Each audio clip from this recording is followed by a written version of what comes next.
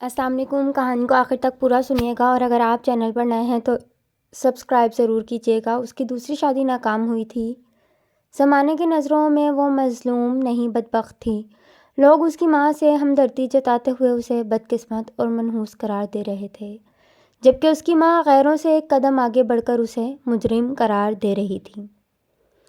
وہ گھٹنوں میں سر دیے رو رہی تھی اور سوچ رہی تھی کہ اس کی ماں کتنی خود غرض ہے، جس نے اپنے مفادات کی خاطر اس کے پیٹ میں پلتی اولاد کو بھی اس دنیا میں نہیں آنے دیا تھا. یہ کہانی ہے عائشہ وحید کی، جو بتاتی ہیں کہ میں بچپن میں یتیم ہوئی. گھر کی بڑی اولاد تھی. بیٹی کی بجائے بیٹا بن کر ماں کا ہاتھ بٹانا شروع کیا.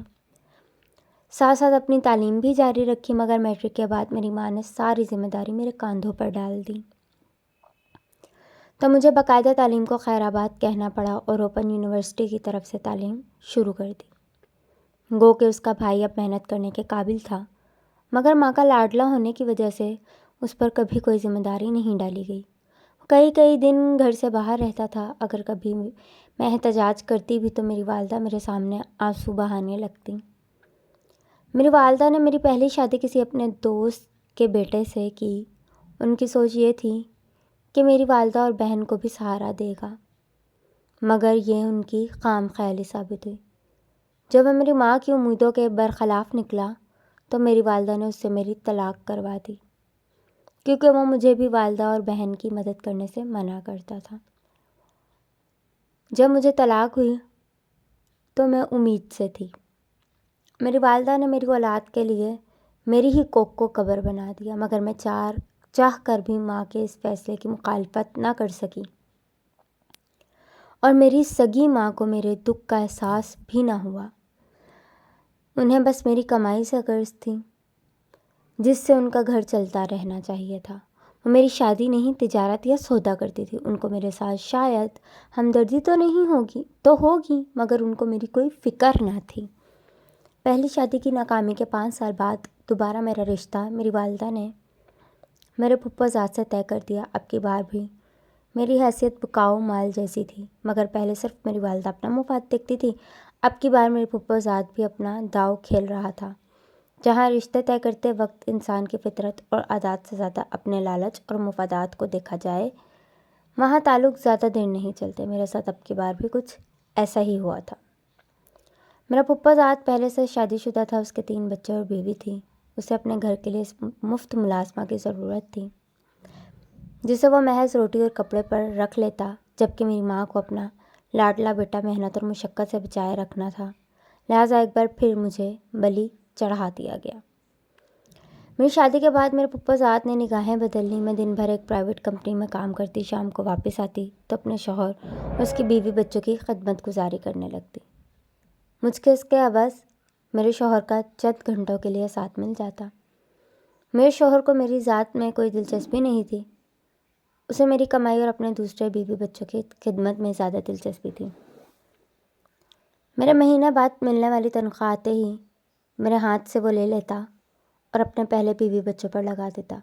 ایک بار پھر بات مفادات کے ٹکراؤ کی آ گئی تھی، اور ایک بار پھر میرا گھر اجڑ گیا. ہوا کچھ یوں کہ جب میرے شوہر نے بجائے میرے گھر والوں کو سہارا دینے کے الٹا میری تنخواہ لے کر بھی اپنا پیٹ بھرنا شروع کر دیا، تو میری والدہ اور میرے شوہر کے درمیان تو تکرار ہو گئی. دوسری طرف میں باضد تھی کہ مجھے بھی پورے حقوق ملنے چاہیے. میری بھی شدید خواہش تھی کہ میری اولاد ہو، مگر میرا شوہر اس حق میں نہیں تھا.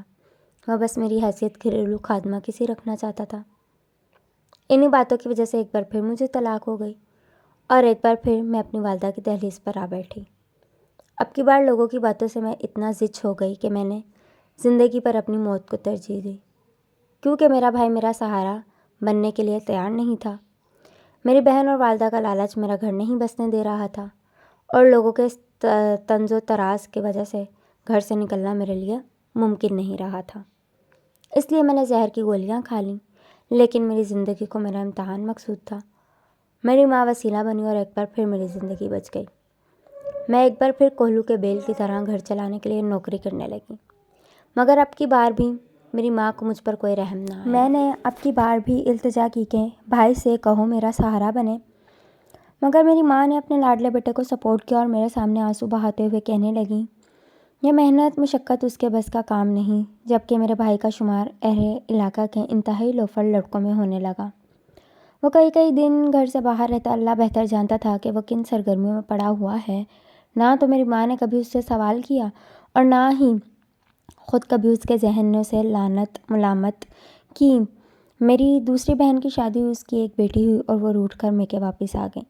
میں نے اپنی بہن کو سمجھایا کہ اتنا گھر کا بوجھ اٹھانا میرے لیے ممکن نہیں ہے۔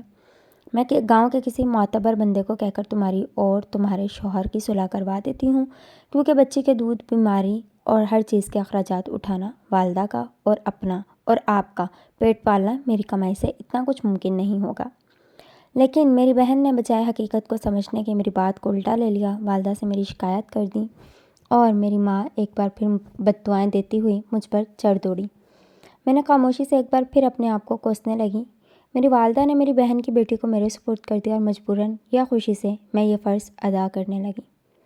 وقت گزرتا رہا، میں اب جس جگہ کام کرتی تھی وہ ایک نوجوان لڑکا بھی کام کرتا تھا جس کی شادی نہیں ہوئی تھی۔ اس نے مجھ سے شادی کی خواہش کا اظہار کیا کیونکہ سارے آفس کے لوگ میرے ماضی سے اچھی طرح واقف تھے، مگر میں نے ایک بار پھر اس کو اپنی ساری حقیقتیں بتائیں۔